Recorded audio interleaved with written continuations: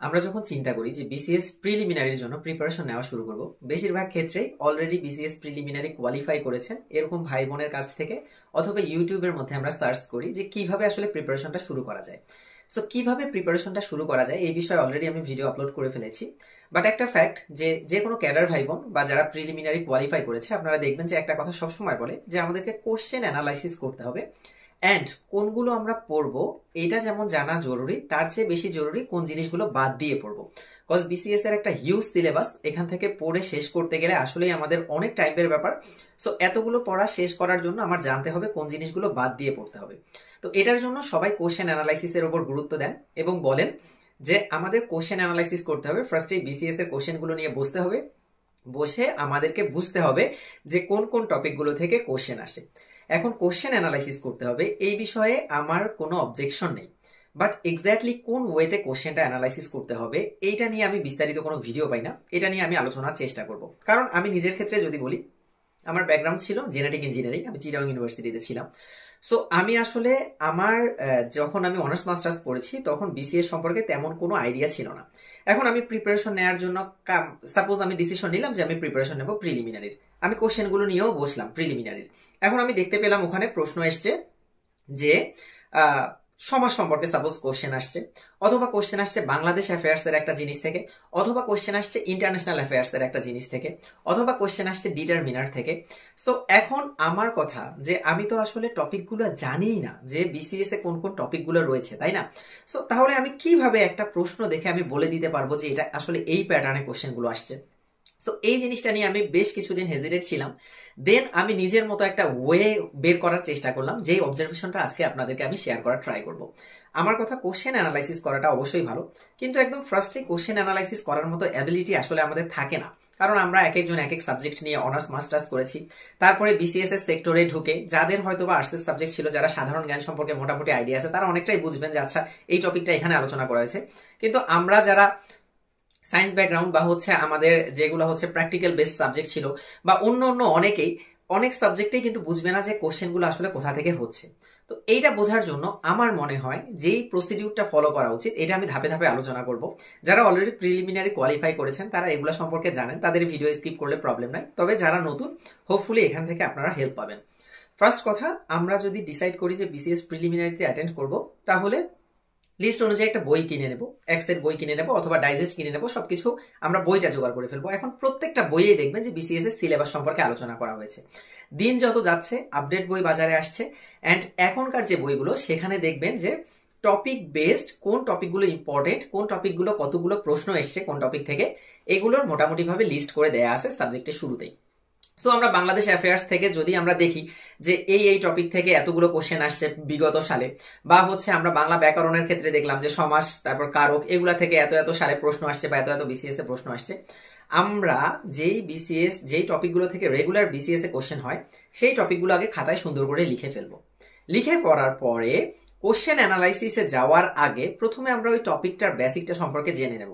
Suppose আমি কোনো কারণে আজকে সমাস পড়ছি, এখন সমাসের মধ্যে দ্বন্দ্ব সমাস, দ্বিগু সমাস, কর্মধারয় সমাস সবকিছু আছে। এখন আমি প্রথমবার কিন্তু বিসিএস এর প্রশ্ন নিয়েই বলে দিতে পারবো না যে আসলে এই জায়গাগুলো থেকে প্রশ্ন বেশি আসছে। আমি প্রথম যে দায়িত্ব সেটা হচ্ছে বাংলা সাহিত্যের কথা যদি বলি, আমি কোনো কারণে রবীন্দ্রনাথ পড়া শুরু করেছি। আমরা জানি রবীন্দ্রনাথ একজন ইম্পর্টেন্ট লেখক। আমরা যেটা করব, প্রথম থেকে রবীন্দ্রনাথটা একবার পড়ে শেষ করব। এটা জাস্ট একবার সিঙ্গেল রিডিং পড়া। তো রিডিং পড়ার ফলে কি হবে, আমরা মোটামুটি ভাবে পার্সপেক্টিভটা জানবো, আচ্ছা রবীন্দ্রনাথ ঠাকুরের এই ইনফরমেশন গুলো রয়েছে। এটা যখন একবার দুইবার তিনবার পুরোটা রিডিং পড়বো রবীন্দ্রনাথ, এরপরে আমরা এই যে রবীন্দ্রনাথের পিছনে যে কোশ্চেন গুলো দেয়া থাকে অথবা প্রশ্ন ব্যাংকে বা জব সলিউশনে রবীন্দ্রনাথ সম্পর্কে যে প্রশ্নগুলো দেয়া থাকে, এবার আমি কোশ্চেন গুলোতে যাব, গিয়ে সুন্দর করে রবীন্দ্রনাথের প্রিভিয়াস ইয়ারে যতগুলো কোশ্চেন আসছে 250-300 কোশ্চেন হয়তো বা থাকবে রবীন্দ্রনাথের, পড়ে ফেলবো। পড়ে ফেলার পর থার্ড যে আমাদের কাজটা হবে সেই কাজটা হচ্ছে এবার বিসিএস এ যে কোশ্চেনগুলো আসছে রবীন্দ্রনাথ থেকে সেগুলো আমি গোল গোল করে দাগিয়ে ফেলবো। দাগিয়ে ফেলে একই জায়গায় লিখে রাখার চেষ্টা করব, অথবা বইয়ের মধ্যে দাগানো থাকলেও হবে। এখন এতে করে কি হলো, এই যে আমি রবীন্দ্রনাথ পুরোটা একবার রিডিং পড়লাম, আমার রবীন্দ্রনাথ সম্পর্কে পার্সপেক্টিভ জানা হয়ে গেল যে রবীন্দ্রনাথে আসলে কি রয়েছে। টপিকটা তো আমার জানতে হবে যে এই টপিকের ভিতরে আসলে কি রয়েছে, তারপর না কোশ্চেন। তারপরে আমি যখন কোশ্চেনগুলো পড়লাম, একটা আইডিয়া হলো আমার যে রবীন্দ্রনাথ সম্পর্কে সম্ভবত এই ধরনের কোশ্চেনগুলো আসে। এরপরে যখন শুধু বিসিএস এর কোশ্চেনগুলো আমরা পড়া শুরু করবো রবীন্দ্রনাথ থেকে, তখনই আসলে প্যাটার্নটা ধরা যাবে। কেমন প্যাটার্ন? সাপোজ আপনি রবীন্দ্রনাথ পড়েছেন, আপনি একদম ধুমায় মুখস্থ করেছেন রবীন্দ্রনাথের কাব্যগ্রন্থগুলোর নাম, আপনি ধুমায় মুখস্থ করেছেন হচ্ছে রবীন্দ্রনাথের উপন্যাসগুলোর নাম, ওকে, আপনি ছন্দ দিয়ে মুখস্থ করেছেন, গান দিয়ে মুখস্থ করেছেন, যে কোনো ভাবে হোক মুখস্থ করেছেন। আপনি মনে মনে চিন্তা করছেন যে আচ্ছা আমার রবীন্দ্রনাথ সম্পর্কে তো ইনফরমেশন গুলো পড়া শেষ। আপনি যখন বিসিএস এর কোশ্চেন পড়তে যাবেন তখন দেখবেন যে আমি তো উপন্যাসের নামগুলো মুখস্থ করেছি, আমি তো নাটকের নামগুলো মুখস্থ করেছি, কিন্তু প্রশ্নে আসছে নিচের কোনটি রবীন্দ্রনাথের সামাজিক উপন্যাস, নিচের কোনটি রবীন্দ্রনাথের অতিপ্রাকৃত উপন্যাস বা অতিপ্রাকৃত নাটক। এই ধরনের হচ্ছে কোশ্চেনের ইয়েগুলো। অথবা আসছে যে নিচের কোনটি রবীন্দ্রনাথের উপন্যাসের চরিত্র। আমি কিন্তু পড়েছিলাম রবীন্দ্রনাথের উপন্যাসগুলোর নাম মুখস্থ করেছিলাম, নাটকগুলোর নাম মুখস্থ করেছিলাম, কিন্তু কোশ্চেনে এসে আমি দেখতে পাচ্ছি যে রবীন্দ্রনাথের কোনটি সামাজিক নাটক অথবা রবীন্দ্রনাথের উপন্যাসের চরিত্র কোনটি, এই ধরনের কোশ্চেন আসছে। তো তখন আমি আসলে বুঝতে পারবো যে আচ্ছা রবীন্দ্রনাথ থেকে আসলে শুধু ঢালাও এই জিনিসগুলো মুখস্থ করলেই হবে না, আমাকে স্পেসিফিক ভাবে জানতে হবে কোনটা সামাজিক নাটক, কোনটা হচ্ছে সামাজিক উপন্যাস বা হচ্ছে রাজনৈতিক উপন্যাস, এবং চরিত্রগুলোর নাম আমাদের মুখস্থ করতে হবে। তখন গিয়ে আসলে কোশ্চেনের প্যাটার্নটা ধরা যায়। কিন্তু আপনি যদি একদম শুরুতেই বিসিএস এর কোশ্চেনগুলো হাতে নিয়ে বসেন এবং নিচে দেখেন যে এখানে প্রশ্ন আসছে যে নিচের কোনটি রবীন্দ্রনাথের চরিত্র, তখন কিন্তু আপনার এই রিয়েলাইজেশনটা আসছে না যে আচ্ছা রবীন্দ্রনাথের যে বইয়ের পড়াটা আছে এখানে আলাদাভাবে চরিত্র দেয়া রয়েছে, নাটকের নাম দেয়া রয়েছে। আপনি শুধু মনে করবেন যে আচ্ছা রবীন্দ্রনাথ থেকে প্রশ্ন এসেছে। এই যে ভিতরের যে একটা ট্রিক্স, এই ট্রিক্সটা প্রথমেই মাথায় ঢোকে না। এটা দেখা যায় যে কারো কারো 6 মাস 8 মাস প্রিপারেশন নিয়ে তারপর এই আন্ডারস্ট্যান্ডিংটা আসে। তো আমার মনে হলো যে আমি যেহেতু এই জায়গাটার মধ্যে একটু ধরা খেয়েছিলাম বলা যায়, আমি আমার পরপর টানা 3টা প্রিলিমিনারি কোয়ালিফাই করেছি, আপনারা অনেকে আমার চ্যানেল দেখে জানেন। সো আমি এই টিপসগুলো দেওয়ার চেষ্টা করি। আমি যে পার্সোনালি যেগুলোতে হচ্ছে আমার বাধার সম্মুখীন হয়েছি সেই জিনিসগুলো আপনার সামনে উপস্থাপন করার ট্রাই করি। সো আমাদের প্রশ্ন অ্যানালাইসিসের জন্য প্রথমে আগে আমরা একটা টপিকের লিস্ট করে নেব যে এই টপিকগুলো বিসিএস এ মোটামুটি প্রশ্ন আসে, এগুলো পড়বো। তারপরে একটা একটা করে টপিক ধরবো, প্রত্যেকটা টপিক সুন্দর করে পড়বো। পড়ার পরে বিসিএ প্রিভিয়াস ইয়ারের কোশ্চেনগুলো পড়বো, প্রিভিয়াস ইয়ারের কোশ্চেনের পরে বিসিএস এর যে প্রিভিয়াস ইয়ারের কোশ্চেনগুলো আসছিল ওই টপিক থেকে সেগুলো একসাথে করব। করার পরে তারপরে আমরা প্যাটার্নটা বোঝার চেষ্টা করবো। আমরা যদি সমাজ পড়ি, আমরা সমাজ পড়ে যখন প্রিভিয়াস ইয়ারের কোশ্চেনগুলো পড়বো, বিসিএস এর সব কোশ্চেন একসাথে আমরা পড়লে দেখবো যে কর্মধারা সমাজ থেকে প্রচুর পরিমাণ প্রশ্ন হয়, নয় ও তৎপুরুষ সমাজ থেকে প্রচুর পরিমাণ প্রশ্ন হয়। তো এই ক্ষেত্রে তখন আমাদের বুঝতে হবে যে আমাদের অ্যাবিলিটি হয়েছে কোশ্চেনটা অ্যানালাইসিস করার।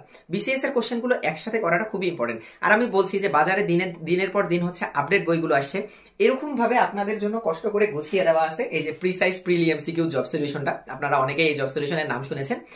এখানের মধ্যে প্রত্যেকটা টপিকের সাপোজ সমাসের প্রিভিয়াস ইয়ারের বিসিএস এর প্রশ্নগুলো সব একসাথে, প্রাইমারির প্রশ্নগুলো সব একসাথে, নিবন্ধনের প্রশ্নগুলো সব একসাথে, তারপর পিএসসি এন্ড আদার্স এর যে প্রশ্নগুলো সব একসাথে, ব্যাংকের প্রশ্নগুলো একসাথে দেওয়া রয়েছে। যার কারণে আমি সব বিসিএস এর প্রশ্ন একসাথে পেয়ে যাচ্ছি, আমার কোশ্চেনের প্যাটার্নটা বুঝতে সুবিধা হবে। সব প্রাইমারির প্রশ্ন একসাথে, প্রাইমারিতে যারা এক্সাম দেবো তাদের জন্য হচ্ছে প্যাটার্নটা বুঝতে সুবিধা হবে। প্রিসাইজ প্রিলি এমসিকিউ বইটা এইভাবে সাজানো রয়েছে, এই জন্য এখান থেকে আরো ইজি ওয়েতে প্রিপারেশনটা নেওয়া যায়। সো কোশ্চেন অ্যানালাইসিসের ব্যাপারে আমি এতটুকুই বলবো যে একদম শুরুতেই কোশ্চেন অ্যানালাইসিসে না গিয়ে আমার মনে হয় আগে টপিকগুলো ডিটেক্ট করা দরকার। এটার জন্য আপনি ওই চার্টটার সাহায্য নিতে পারেন। এই বইটার মধ্যেও অবশ্যই ওরকম সুন্দর করে অ্যানালাইসিস দেওয়া আছে প্রত্যেকটা সাবজেক্টের শুরুতে কোন কোন টপিক থেকে কতগুলো বিসিএস এ কোশ্চেন আসছে, অথবা আপনার কোনো অভিজ্ঞ বড় ভাইয়ের কাছ থেকে এটা আপনারা শুনে নিতে পারেন। ওই টপিকটা পড়ার পরে আপনারা প্রশ্নগুলো পড়বেন, প্রশ্নগুলো পড়ে বিসিএস এর প্রশ্নগুলো আলাদাভাবে পড়বেন, বা প্রাইমারি প্রিপারেশন নিলে প্রাইমারির প্রশ্নগুলো আলাদাভাবে পড়বেন, নিবন্ধনের নিতে গেলে নিবন্ধনের কোশ্চেনগুলো আলাদাভাবে পড়বেন। পড়ে প্যাটার্নটা বোঝার চেষ্টা করবেন, এক্সাক্ট কোন জায়গা থেকে প্রশ্নগুলো বেশি হয়। এইটা বোঝার পরে তারপরে আবার আপনি টপিকে ফিরে যান। আবার টপিকে ফিরে গিয়ে এবার যে জায়গাগুলো থেকে কোশ্চেন হয় ওই জায়গাগুলো একটু ডিপলি পড়াশোনা করার ট্রাই করেন। কারণ বিসিএস এ দেখা গেছে যে যেই টপিকগুলো থেকে সচরাচর কোশ্চেন হয় ওখান থেকে আরেকটু গভীর থেকে কোশ্চেন হয়। এজন্য আমরা যে টপিকগুলো থেকে প্রশ্ন হয়েছে সেগুলো থেকে একটু গভীর জানবো। যে টপিকগুলো থেকে সাধারণত কোশ্চেন হয় না সেই টপিকগুলোর অ্যাটলিস্ট বেসিক ইনফরমেশনটা যদি জানি তাহলে দেখা যাবে আমাদের পড়াটা অনেকটা রিজিড হয়ে গেছে, স্ট্রাকচার্ড হয়ে গেছে, অর্থাৎ পড়াটা অনেকটা কমে এসেছে আমাদের জন্য। সো এই ওয়েতে যদি কোশ্চেন অ্যানালাইসিস করে একটা একটা করে সাবজেক্ট শেষ করা যায়, আমার মনে হয় খুব ইফেক্টিভ ওয়েতে প্রিলিমিনারির পড়াগুলো শেষ হয়ে যাবে এবং আমরা আস্তে আস্তে বুঝতে শিখবো কোন জিনিসগুলো আমরা বাদ দেবো এবং কোন জিনিসগুলো আরো গভীরভাবে পড়বো। সবাই ভালো থাকবেন, সুস্থ থাকবেন, আমার জন্য দোয়া করবেন। নেক্সট ভিডিওতে আবার দেখা হবে। টিল দেন টাটা, আসসালামু আলাইকুম।